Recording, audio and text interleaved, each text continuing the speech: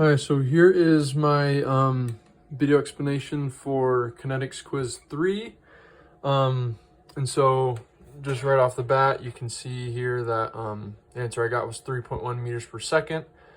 The way I was able to do that was going down here, I did a couple free body diagrams. This was the first one I did to kind of just get a good picture of everything. And then this is the second one I did. And so the reason I did this one, I did everything in the sum of the forces in the y direction. And I did that because there was 2 counts of tension for the rope, for the 2 ropes. So there's 2 counts of tension in the y direction, and then the weight of the ball in the negative y direction. And so the reason I did this was so that I could find the tension just in the rope, because the question says that the tension is the same for both sections of rope. So I did that so I could find the tension, and I just set it equal to 0 because there's no acceleration in the y direction.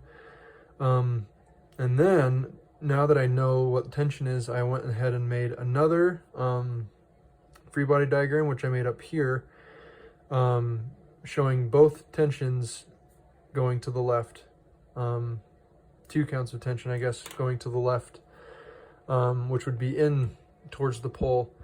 And so when I did that, I created my sum of the forces in the x direction, and I did so T1x plus T2x, and that was just like for T1 and T2 for both sections of rope.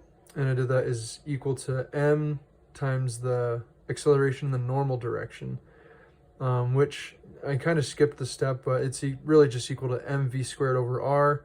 But I just solved for v in the next step already. I don't know, I probably should have written out my steps, but yeah, I solved for v in the next step. So I got v is equal to the square root of r times T1x plus T2x over m, plugged everything in, and got my answer here.